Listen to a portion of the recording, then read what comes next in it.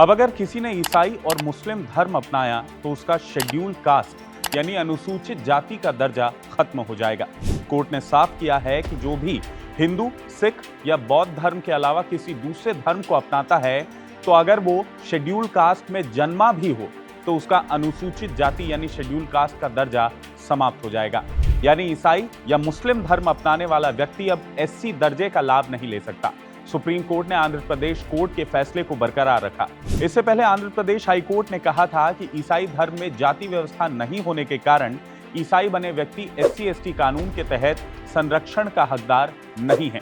Court ने कहा कि संविधान के आर्टिकल 341 पार्ट 3 में साफ लिखा है कि स्पेसिफाइड धर्मों के अलावा किसी दूसरे धर्म में जाने पर जन्म के बावजूद अनुसूचित जाति का दर्जा अपने आप समाप्त हो जाता है। कोर्ट ने यह भी स्पष्ट किया कि ऐसे व्यक्ति पर अनुसूचित जाति और अनुसूचित जनजाति अत्याचार निवारण अधिनियम यानी SC/ST एक्ट के तहत कोई मामला दर्ज नहीं किया जा सकता, क्योंकि वो अब अनुसूचित जाति का नहीं है। यह फैसला आंध्र प्रदेश के एक पादरी चिथांडा आनंद की अपील पर सुनाया गया था। आनंद ने आरोप लगाया था कि अक्काला रामी रेड्डी और अन्य लोगों ने उनके साथ जातिगत भेदभाव और गाली गलौज की। उन्होंने SC/ST एक्ट के तहत शिकायत दर्ज कराई, जिस पर पुलिस ने FIR दर्ज की। रामी रेड्डी ने आंध्र प्रदेश हाईकोर्ट में FIR रद्द करने की याचिका दायर की।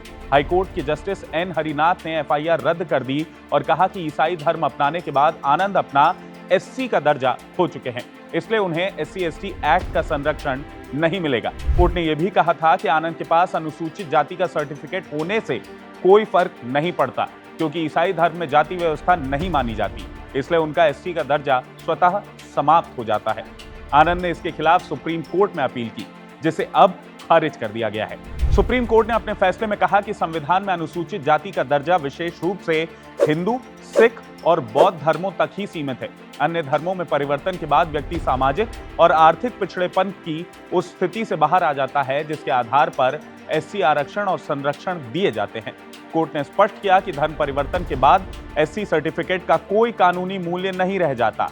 यह फैसला उन सभी मामलों में महत्वपूर्ण माना जा रहा है जहां दलित समुदाय के लोग ईसाई या अन्य धर्म अपनाने के बाद भी SC आरक्षण, सरकारी योजनाओं या SC/ST एक्ट के तहत सुरक्षा का दावा करते रहे हैं। पूरे मामले को लेकर और सुप्रीम कोर्ट के फैसले को लेकर क्या है आपकी राय? क्या सुप्रीम कोर्ट ने ये जो फैसला सुनाया है आप भी इसके पक्ष में हैं या नहीं? कमेंट करके आप अपनी राय जरूर बताइएगा। नमस्कार।